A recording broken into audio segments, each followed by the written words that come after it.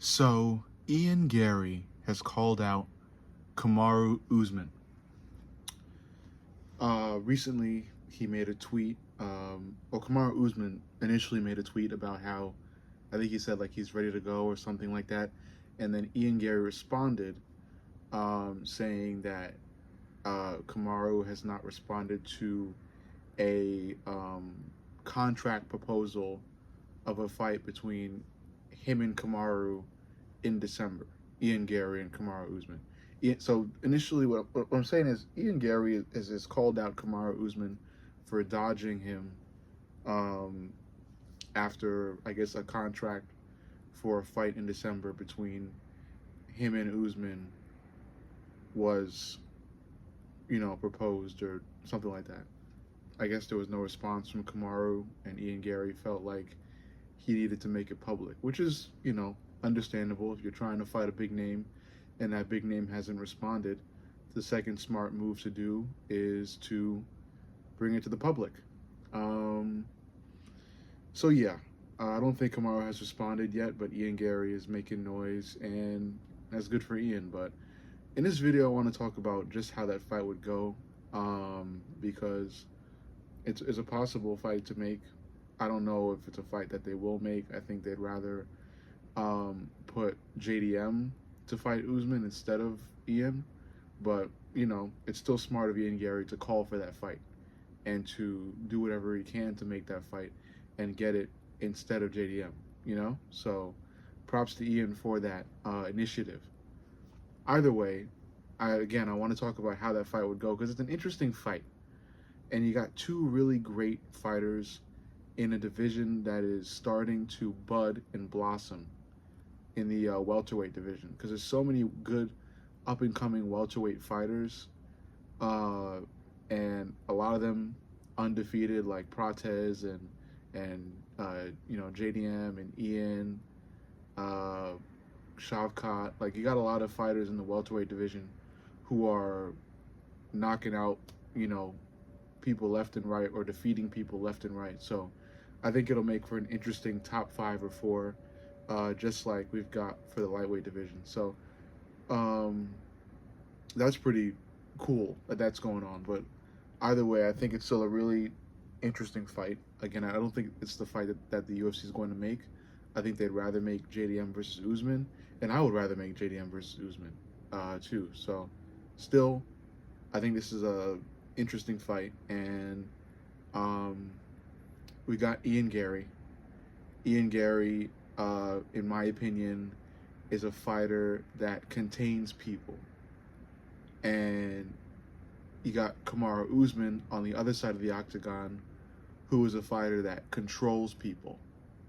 So you got two different fighters with two different kind of like game plan styles, but both of them, their striking is really good, their anti-grappling is very good. I would consider Kamaru's grappling to be a bit better than Ian's overall, but Ian still has the skills to grapple with the best of them, Kamaru being one of them. So I think this is a really good fight. And you look at Kamaru Usman, he's on a losing streak, but he's on a losing streak against the best fighters, with the exception of Leon Edwards. But he recently lost to Khamzat, and losing to Khamzat, while isn't a preferable thing, it's still pretty much understandable because Khamzat is Khamzat, and it was a close decision too. Kamaru did a lot of good things in that fight, and I felt like it could have gone either way. So I think it shows just how good Kamaru still is, and like he said himself, I think he's still got tread on the tires. I love Kamaru Usman, and I'm a big Kamaru Usman fan.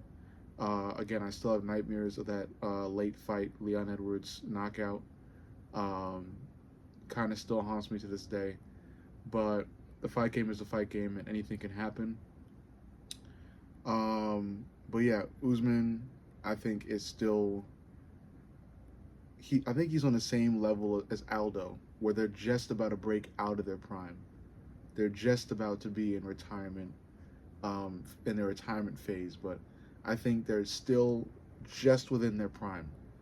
So that's what I think of Aldo and Usman in regards to their prime. But um, I think Usman still has a lot to give, and I think he would give a lot in this fight. But what I've been seeing from Ian Garry is amazing. You know, I've been doubting Ian Garry basically every step of his UFC career so far. Um, and I think every fight he has, he adds more to his skill set.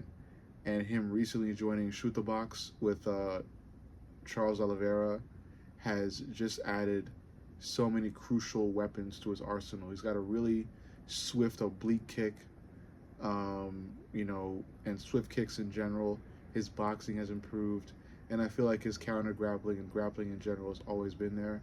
But it's his striking that is really improving at a really nice and fast rate as soon as he joined Charles Oliveira's gym. So I think he's improving and he's a rising star and he's growing and he's hungry. And I think those are all the ingredients of somebody that can beat Kamaru Usman. So as much as I love Kamaru Usman and as big as a fan of him as I am, uh, I would go with Ian Garry in this fight. Like I said, he contains people. I thought MVP would whoop Ian Garry's ass. And what did Ian Garry do? He contained him. He did well on the feet. Uh, I would argue that MVP kind of edged him out on the feet, but he still did well. He did even better in the clinch. He had MVP in the clinch a lot of the time, and he just really worked. It wasn't the most entertaining performance from Ian Garry, but he did what he had to do to contain him.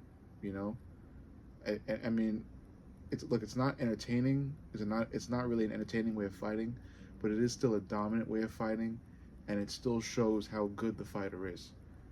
That showed how good Ian Garry is. He's great. He's a really smart fighter. Like I said, he's improving at a steady rate, and he contains people. He finds ways to contain good fighters. I don't know if that type of fighting can necessarily win him the belt, but I think it could damn well put him in title contention. And I think that's where he's going after he beats Usman. If this fight were to be made, I think Ian Garry beats Kamaru. Um, I think the fight rarely goes to the ground. I think Kamaru will try to bring it to the ground, but I think Ian Garry will have good enough counter grappling to avoid the fight being taken to the ground. And I think Ian Garry just pretty much kind of pieces Usman up on the feet, and in the clinch as well. I don't think he'll knock Kamaru out, but he'll point fight with Kamaru, and he'll do just enough to control Usman. You know, as because again, I still believe Kamaru is still within the range of his prime, but again, Ian Garry is just that good, and I think he has enough skill to pretty much contain Usman, just like Khamzat arguably did. Um, it'll be a close fight. I don't think it's like domination, but like I said, I think Ian Garry will do just enough to contain Kamaru Usman. And then from there, maybe they give Ian Garry a title shot. Maybe he's next up. Maybe he's the first one to fight Shavkat after he beats Bilal. You know, like, and maybe that's a cool fight. I think Shavkat will win that fight, but that's a talk for another time. Right now, I just wanted to make this video generally about, you know, Ian Garry's call out. Was it a smart decision? Yeah, I think that's what you need to do if you want to fight the fights that you want to fight. And I don't necessarily know if it will catch Kamaru Usman's attention. I don't even think it'll catch the UFC's attention. I think the UFC is dead set on making JDM versus Kamaru Usman, but it's still a valiant effort from Ian Garry. And like I said, Ian Garry is a rising star. He's adding a lot of weapons to his arsenal. He does a very good job at containing people, and he may very well contain his way to the very fucking top. So only time will tell. But you let me know what you think. Like this video, subscribe, comment, but most importantly, subscribe. I love you guys. I'll see you on the next.